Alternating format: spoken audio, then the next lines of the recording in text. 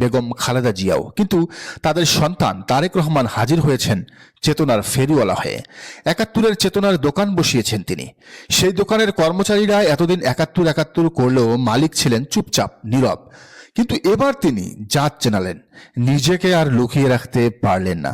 তো তারেক রহমান এই বক্তব্যের মাধ্যমে বহুদলীয় গণতন্ত্রের প্রবক্তা শহীদ প্রেসিডেন্ট জিয়াউর রহমান ও আপসহীন নেত্রী বেগম খালেদা জিয়ার রাজনীতির কবর দিলেন।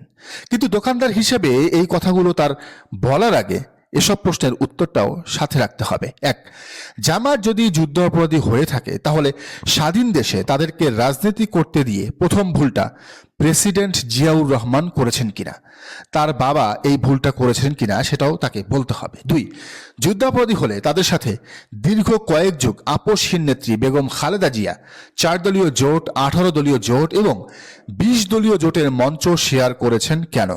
3, বিএনপি কেন যুদ্ধাপরাধীদের মন্ত্রিসভায় স্থান দিয়েছে? 4, শহীদ সালাউদ্দিন কাদের চৌধুরী, যাকে যুদ্ধাপরাধের মামলায় ফাঁসি দেওয়া হয়েছে, কেন বিএনপি সংসদে উপনেতা ও স্থায়ী কমিটির সদস্য তাকে বানিয়েছিল? 5, 1991-এর নির্বাচনের পর কেন জামাতকে রিকোয়েস্ট করে, অনুরোধ করে, পা ধরে জোটে এনে সরকার গঠন করা লাগলো? 6, স্বাধীনতার 54 বছরে যা মনে হয় না এখন হঠাৎ কেন জামাতকে তাই মনে হচ্ছে? 7, যে নেতা দীর্ঘ 1.5 বছরও দেশে আসতে পারে না কোনো এক অজানা কারণে, তার প্রতি জনগণ কেন আস্থা রাখবে?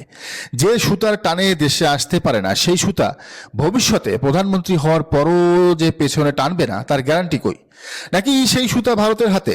তাই ভারতের প্রেসক্রিপশনে হঠাৎ এই জামাত বিরোধিতা, জামাতকে ৭১ সালের দোষে দুষ্ট করা? মূল বিষয় আসলে যুদ্ধ অপরাধ না, মানবতা বিরোধী অপরাধ না, ৭১ না। আসল কনসার্ন হলো, আসল বিষয় হলো আসল নির্বাচনে বিএনপির ভয়। 5 আগস্ট পরবর্তীতে যেখানে বিএনপি নিজেদের হাতে 250 জন লোককে ওপারে পাঠিয়েছে, হাজার হাজার কোটি টাকার চাঁদাবাজি, টেন্ডারবাজি, দখল বাণিজ্য সহ হাজারো অভিযোগে রীতিমতো খাদের কিনারা অবস্থান করছে, এমন অবস্থায় জামাতকে আওয়ামী আর শাহবাগী বয়ানে ঘায়েল করা ছাড়া আর কোনো অস্ত্র তাদের হাতে নেই। আর